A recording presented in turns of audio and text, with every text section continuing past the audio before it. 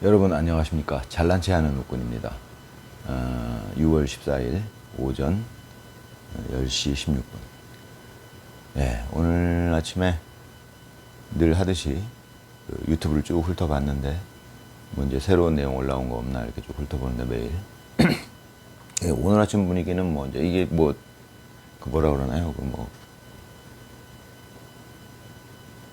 뭐 그때그때 다르지만 올라오는 것들이 오늘은 여러 가지 내용들이 좋은 내용들이 많이 올라오네요. 예, 제 입장에서는.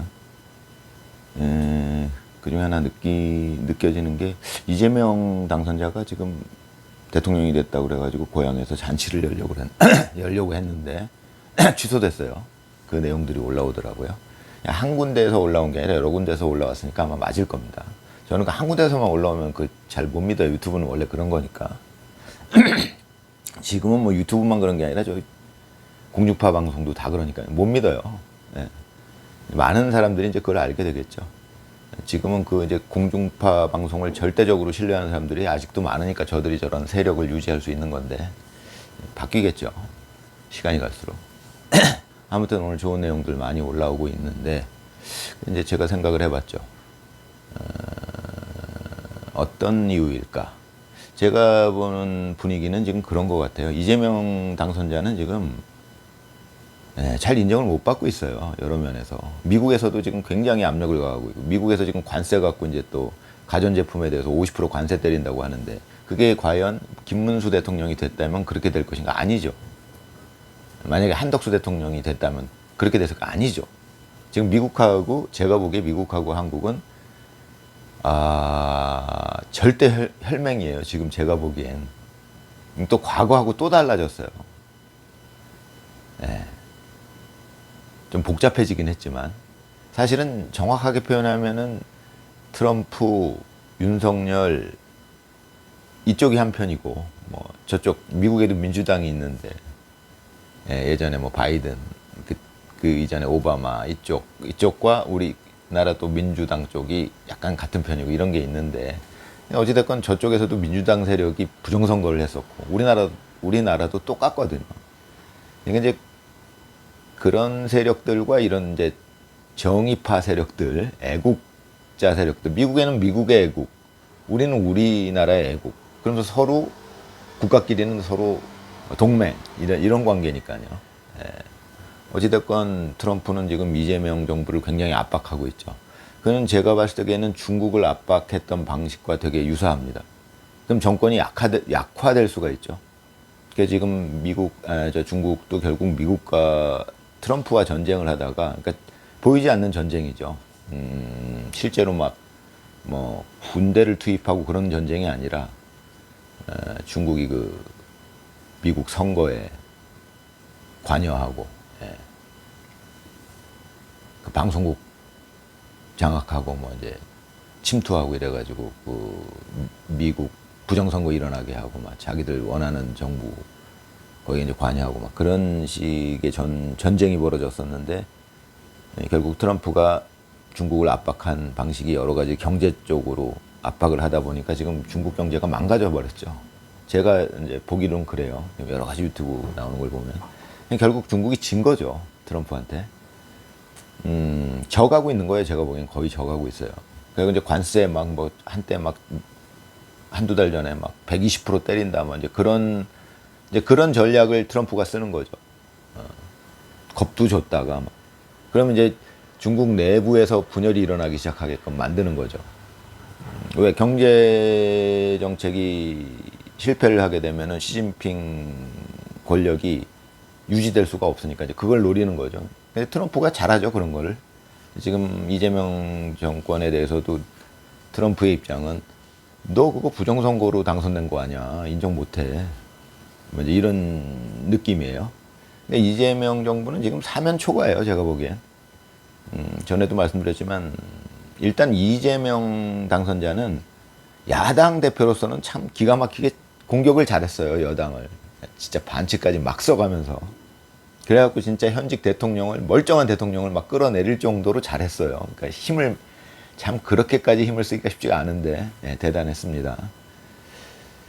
그런데 전에도 말씀드렸지만 본인이 대통령이 된 상태는 이제 또 완전히 다른 상태가 되는 거거든요. 제가 보기엔 지금 이제 그 현상이 자꾸 이제 그런 측면이 지금 자꾸 드러나고 있는 거죠. 제가 보기엔 대통령이 된 다음에 지금 굉장히 어려움을 겪고 있는 것 같아요. 이재명 당선자가 이제 그 언제 쫓겨날지 모르는 상태가 되는 거죠. 제가 보기엔 지금 뭐 제가 말씀드렸던 부정선거 이슈도 잠잠해질 기미가 안 보여요.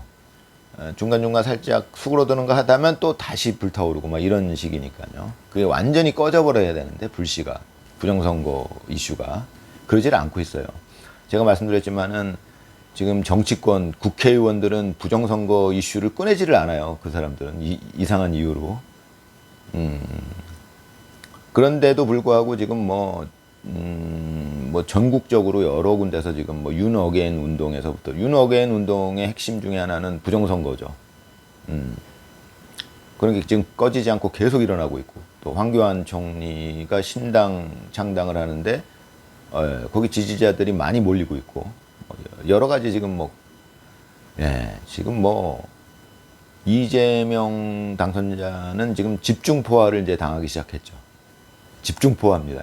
온 국민 이제 또 국회의원들은 부정선거는 안 건들지만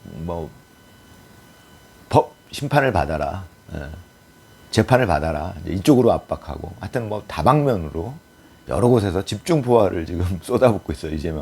이재명 당선자는 여태까지 그런 경험이 없었죠. 자기가 공격하는 입장이었잖아요. 근데 제가 이재명 당선자가 만약에 정당한 방법으로 공격했다면 그 능력을 인정하죠.